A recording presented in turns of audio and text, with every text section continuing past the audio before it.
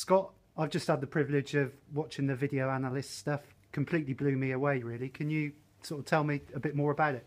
Yeah, it's one of our biggest tools, really, biggest learning tool for the players, certainly. We take a lot of time throughout our working week to show the players clips of themselves and, of course, of the opposition as well. We have a software that breaks the game up, and we can take clips from it. Usually on a Sunday morning I'll do that from my own phone, watch the game back, and I can take clips. And then it stays on the software. Then come Monday morning when I come into work, I can sit down with the analyst, Richard Joyce, and go through stuff with him, and we can put together a presentation for the players. And of course today is the day when we've showed the players the clips from Saturday's game, and we can show them stuff where we can improve and where we can be better, and then we can also show them stuff where we've been good and galvanise them strengths, sort of thing, you know. So it's a really good bit of kit, and it's a good bit of tool that we use on a regular basis. Yeah. One thing I did notice, it's quite a short presentation, so it doesn't allow the players' minds to wander. It's very concise, but I know a lot of work goes into producing that 10 minutes of clips. Yeah, I've always sort of like thought that if you have a group of players in a room for probably more than 10 minutes, they start switching off. So it's important you smack home the message very, very quickly, and it's a lot of work that goes in. There's probably, I don't know, maybe 4 or 5 hours work to show them 10 minutes. But it's important that they see that. It's important that they get the message, and as I say, the quicker the clips and the analysis sessions are, the better, really. I don't think any more than 10 minutes is too much. Yeah. And for me personally, it's quite an eye-opener, and it's given me a great understanding of football, and it's probably something ideally you'd like the 1,500 fans to sit here and you could go through, because it does open your eyes. Yeah, it's different.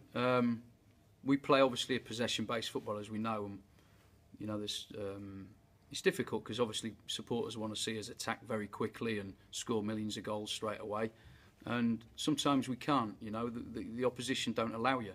And it's sometimes impossible to try and break down a bank. You know, when teams come here, certainly when they come here, they bank up behind the ball, and if you go forward too quickly, they just defend that. That's exactly what they want you to do. We have to make sure that we're patient with our build-up play, and Saturday was a prime example. We had a lot of the ball, and we played from left to right, right to left a lot, and a lot of fans, excuse me, a lot of fans and a lot of supporters will get frustrated with that. But we can't allow their frustration really to spill onto the pitch, because we're not frustrated. We're fine with it. We're absolutely fine with what we're doing, and we know that it might take until the 83rd minute before we get an opportunity. But we know that because it's late on in the game, we'll get that opportunity because of the amount of ball we've had and the amount of ball that we've kept moving from right to left, left to right, and the amount of times that the opposition have defended that, and they're moving themselves all across the pitch all the time, and it might take, as I say, till the 83rd minute for us to break that down, because they become tired. And Saturday was a prime example. I think we scored our first goal in 82nd, 83rd minute, and I think the second goal in the 88th minute.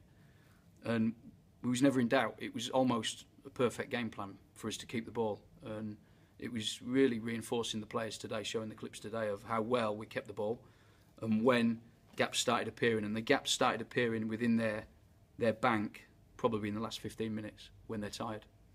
Finally, we won't go on for too long. There's 4 players, Boreham Wood, behind you now, circled. Can you tell us a little bit about that? Yeah, that's pretty much their midfield bank. You know, we're trying to break that bank down. There's no path. There's no path through. There's no path through anywhere. So we've almost got to bring the ball up, chop back out, play, and try and entice one of these to come out.